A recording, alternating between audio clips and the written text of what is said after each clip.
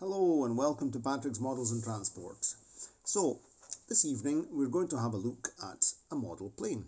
I had a request from my friend John of Mega Bread Van to see some plane models, some bus models and so on. So I've decided to start with the very first plane model I built since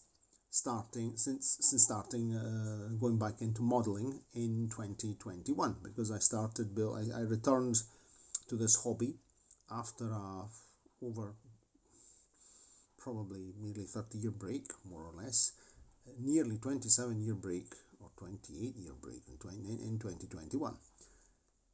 And when I was a teenager, young boy and teenager, I actually did build various model kits, plane models, of which two have survived. They're in my ex-bedroom at my parents' house. I would like to manage to get them, in fact, and because until 2021 I never painted any models. I never painted them, I just built them. I never got around to painting them because for various reasons.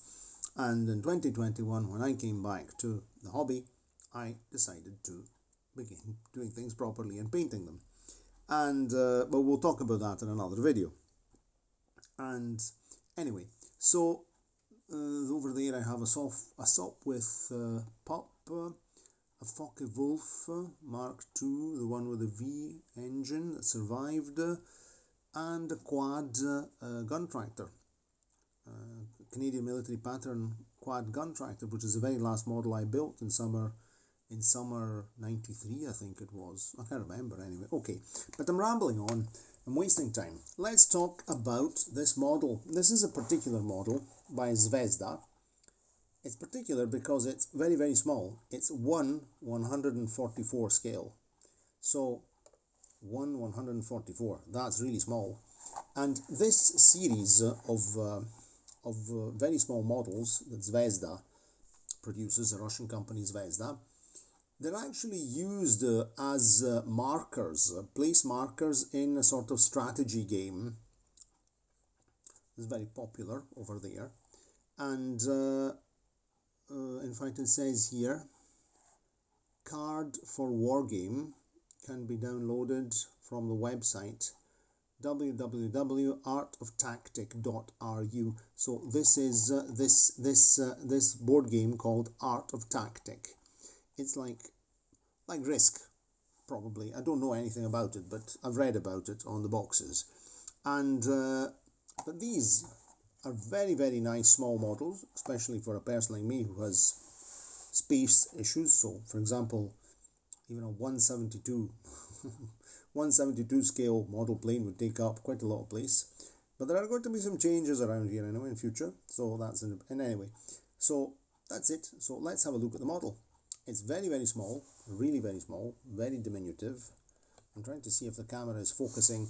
In the background, you can see one of the photographs. This is a Wikipedia photograph that I used for reference in painting, because you can see I looked at lots and lots of different photographs, both color and black and white, of the Polikarpov I-16, to be able to decide how to paint it, because paint schemes varied a lot. Soviet military paint schemes, yes, the sort of olive drab is the basic color, but there are different types of combinations and so on. This fighter here is a Mark I, as we can see by the aluminium. I decided to go for an aluminium finish propeller, and by the propeller center, this is a Mark I. This here is an okay, and I see that I went through and looked through various photographs to have reference. Anyway, about the model, I can't find the instructions. I wanted to show you the instructions as well, but I don't know where I put them. They must be in a drawer over there. But of course, there are very few parts in this model, but I can just point them out to you as we talk, as we...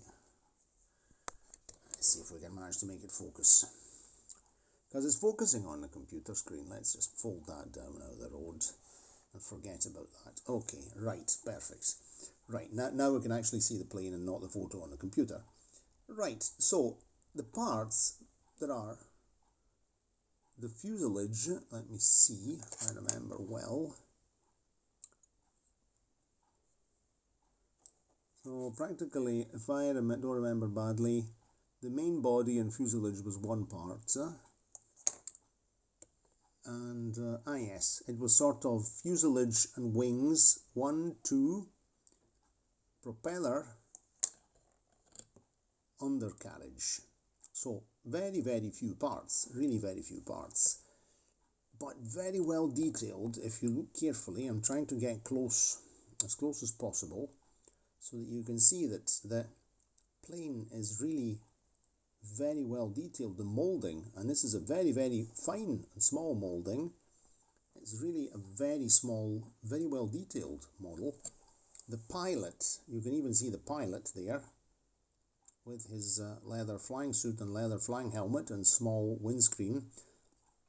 And the fun of such a small model is painting it. So if you can see, well, I managed to I painted the pilot's face, the flying helmet and flying suit, and then I painted the underbelly blue, as is prototypical for Soviet fighters. And I also, we could even take it off this stand, that's not really a problem, this is just a stand, but it's easier to handle it now. And I also, when around the engine cowling, I painted and weathered, oops, I'm off camera, the exhaust out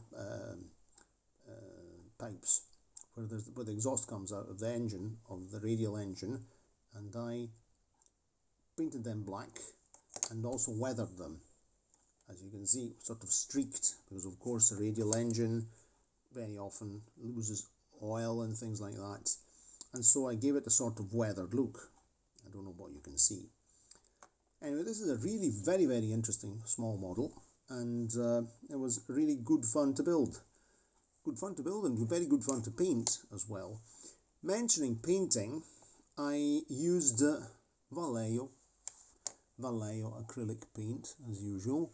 I used, I don't know if it's here available, I used a sort of olive drab that is typically used, I've not got it here handy to show you it, which is a typical olive drab of Russian.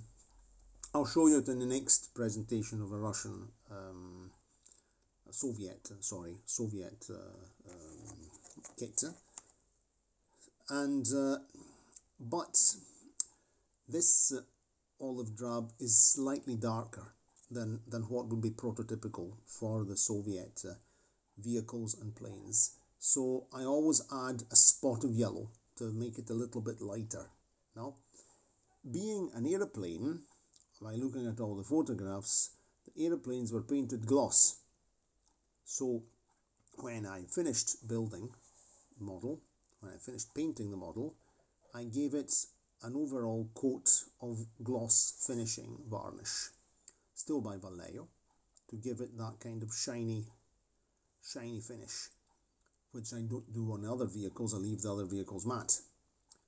We also have to consider that some Soviet things were actually painted gloss, but then it was low quality paint, it faded.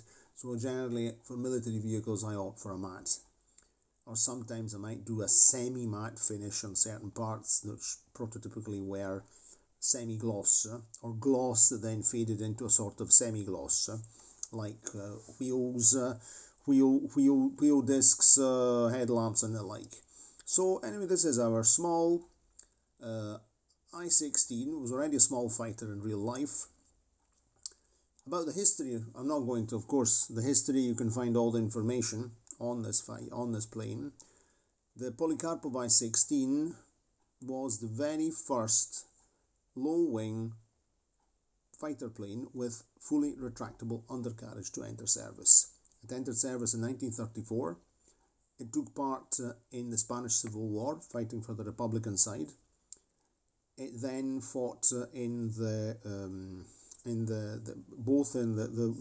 war between China and Japan. The nationalist China fielded these Soviet airplanes. It then fought in the clashes between the Soviet Union and Japan in Mongolia, Battle of Khalkhin-Gol in 1939, and the Winter War between the Soviet Union and Finland. At this point, it was beginning to, there had been various models. Of course, in time it had evolved technically, and eventually it was overrun in Operation Barbarossa, where it fought. Lots of them were destroyed on the ground when the Germans attacked the Soviet Union in 1941, but they continued fighting in frontline service, I think, at least until 1942.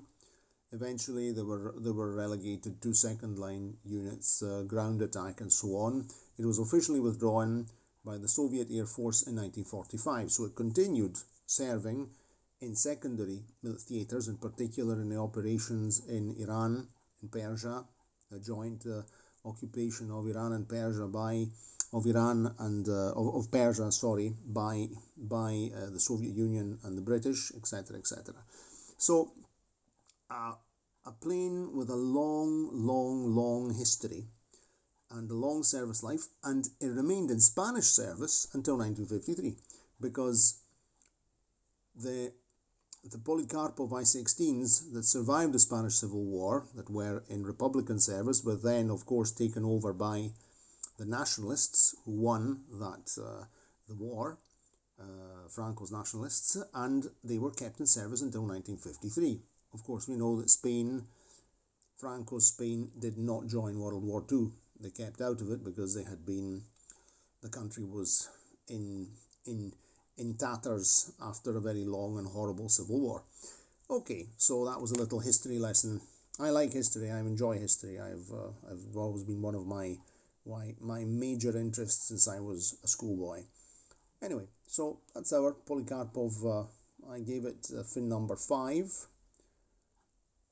There were various numbers I could choose, so I decided to give it a 5 because my wife's birthday is on the 5th of April, so that's an important number for me. And so that's something completely different. When painting, of course, I had to also paint the tires. And when I painted the tires, you'll see I've been holding this old-fashioned nib pen. I painted all the undercarriage blue, and then I picked out the tires using this old-fashioned nib pen. This is a great tool for small parts that have to be picked out on a model. And then, of course, I used various brushes, including another of my friends is the triple O brush. The triple O brush when I have to do something very small. This one's quite worn out. Anyway, so that's that for the moment. I hope you enjoyed the video, and we'll try and get a close-up photograph of our fighter plane. Here we are. This way we can get it on, I don't know, I'd like to get a picture of this and to be able to put it on the beginning page of the video. Is that coming in focus? I have no idea.